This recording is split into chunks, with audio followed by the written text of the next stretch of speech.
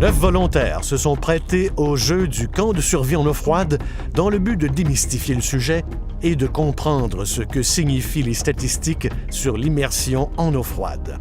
Dr. Gordon Giesbrecht, surnommé Professeur Popsicle, leur a fait connaître la dure réalité de ce qui se produit vraiment si l'on se trouve plongé en eau froide et sur ce qu'il faut faire pour survivre.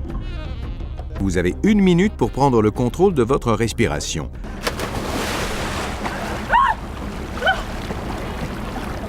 Quand ma tête s'est retrouvée sous l'eau, il m'a semblé que ça a pris une éternité pour que je remonte. Il y a l'effet de choc du froid.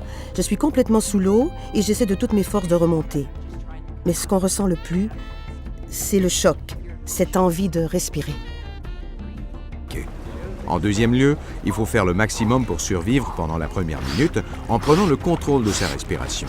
Une fois que vous aurez réussi, les choses iront mieux.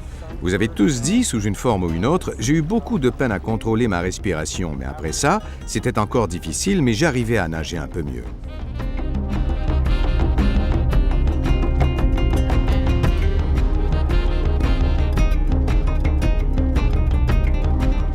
C'est pourquoi nous avons mis au point un système pour se souvenir des 3 phases et pour retenir ce graphique. Nous l'appelons la règle du 1-10-1. La première phase, évidemment, c'est de ne pas paniquer parce que vous avez 1 minute pour prendre le contrôle de votre respiration. Vous disposez ensuite de 10 minutes de motricité utile et d'1 heure avant que l'hypothermie vous fasse perdre conscience. Bon, ces chiffres sont pour de l'eau à 0 degré, donc si elle est à 5 degrés comme aujourd'hui, vous aurez un peu plus de temps. Mais ce qu'il faut retenir, c'est qu'on peut survivre longtemps en eau froide si on porte un gilet de sauvetage.